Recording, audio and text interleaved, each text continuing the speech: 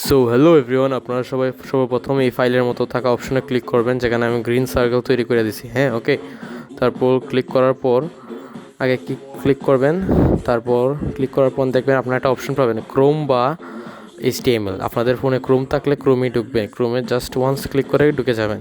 তারপর ক্রোমে ঢুকলেন, okay wait করি, ক্রোমে ঢুকলাম।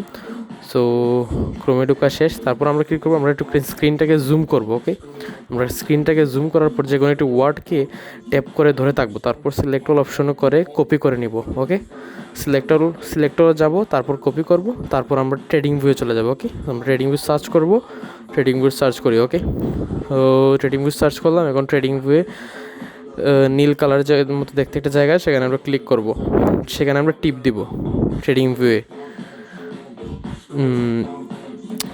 তারপর আপনারা কর্নারের দিকে 3 ডট দেখতে পারবেন, মানে 3 লাইন দেখতে পারবেন, সবুজ কালার দিয়ে আমি দেখাই দিচ্ছি। তারপর 3 ডটে ক্লিক করেন। 3 ডটে ক্লিক করার পর আপনারা দেখতে পারবেন মোর অপশন। ওকে, মোর একটা অপশন থাকবে, সেখানে ক্লিক করবেন। বুঝতে পারছেন?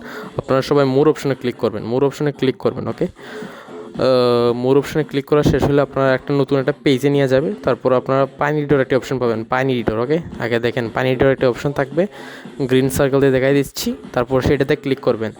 পানি এডিটরে ক্লিক করার শেষ হলে আপনারা চলে যাবেন মেইন ইন্ডিকেটর সেকশনে।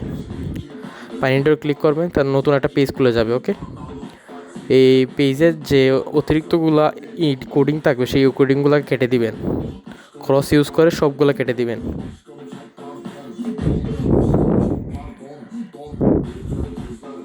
সো কাটা শেষ প্রায় আমাদের, আমরা কেটে ফেলবো।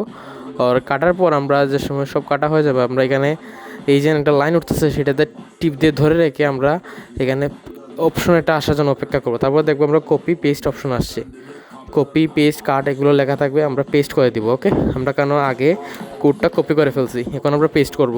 পেস্ট করার ফল দেখতে পাচ্ছেন আমাদের কপি পেস্ট হয়েছে। তারপর আমরা মেঘের মতো যে চিহ্ন আছে, সেটাতে ক্লিক করে আমরা একটা অপশন আসবে, সেখানে সেভ করে দিব। তারপর লোডিং হবে, তারপর সেভ হওয়া শেষে আপনারা সবাই বের হয়ে যাবেন এখান থেকে। তারপর একটা মার্কেটে ঢুকবেন। ওকে, আমরা দেখতে পাচ্ছি সেভ হচ্ছে। ওকে, আমার সেভ শেষ, আমরা এখন মার্কেটে চলে যাবো ডাইরেক্ট।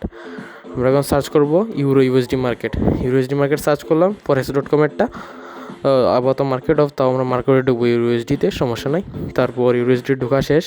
তো তারপর আমরা দেখবো উপরের দিকে লোডিং হওয়া শেষ, আমরা উপরের দিকে দেখবো ইন্ডিকেটর অপশন আছে। দেখতে পাচ্ছি ইন্ডিকেটর অপশনের জায়গায় আমার মাই স্ক্রিপ্টে যাবো। মাই স্ক্রিপ্টে দেখবে আমাদের এখানে মাই স্ক্রিপ্টে ঢোকার পর আমরা ইন্ডিকেটরটা শো হবে। ইন্ডিকেটর শো করে ক্লিক করে আমরা যদি বের হয়ে যায়, দেখবো আমাদের এখানে লোডিং নিচ্ছে। লোডিং হওয়ার শেষে দেখতে পারবো আমরা ইন্ডিকেটর আমাদের এড হয়ে গেছে।